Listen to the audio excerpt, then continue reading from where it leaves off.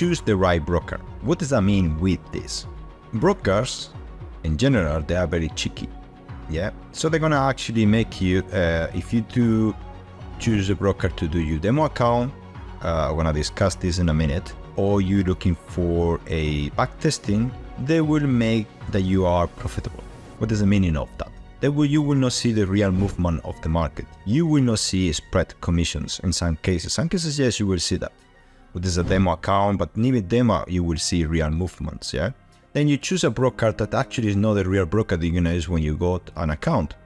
Because you can have an account for two options. Either you have your own money, or you got money for somebody else, either from investors or for pro firms, yeah? So either way, you have to trade in a specific broker with a specific spread commissions and swaps. So all this is important because you lost some percentage in there of your profits. If you are profitable, if not, it's actually going against you. Yeah, the broker always wins. But in some brokers, you will not see that information. So let's say that you choose a particular pro firm.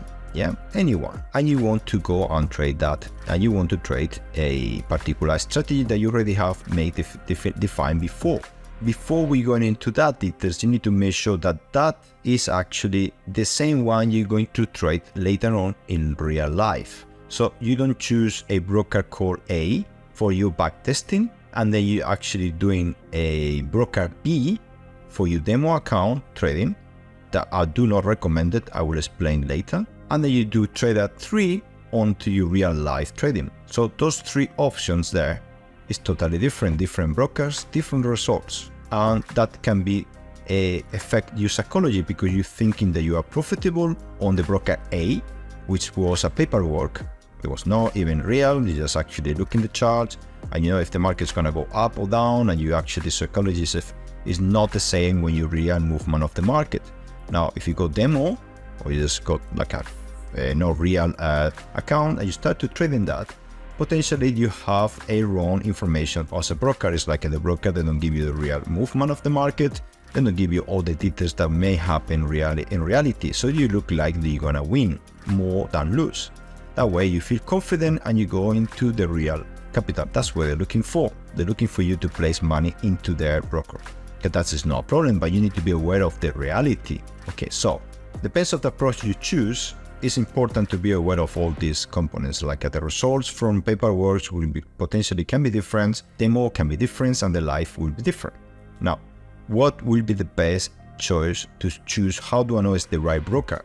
Okay, let's say that you want to go for a pro firm, which now we have more than 800 companies right now worldwide, yeah? So what is the best approach for you to do?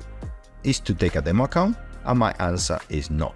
Go for the smallest accounts of that pro firm and test your strategy. Smallest one. Why the smallest ones? Because you want to doing a testing. This is talking about the traders. They have been actually doing they want to do like a demo. People will say, do a demo. And my advice is not doing a demo. Go directly for the smaller live account that psychologically will not affecting you. So in summary, for this point, choose the right broker is to choose the broker that you're gonna use it for you trading. Now, for paper, just back testing, choose another one, it's fine, being aware of that. Choose the right broker implied 3 main decisions. 1, am I going to do a back testing? Being aware that will be not the same data, and that will provide to you to actually provide wrong information, or they will not provide exactly the information that you need to be aware of, and that potentially can create doubts when you start to trade in live accounts. And the same thing happens when you do a demo. Demo for any particular broker may actually not be the same one as the one you're going to use it in the real one. And even if it's the same one, if that actually produces the same results, that is important as well.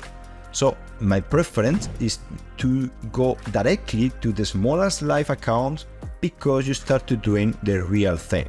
This is the difference of brokers, and that's what you need to be aware of.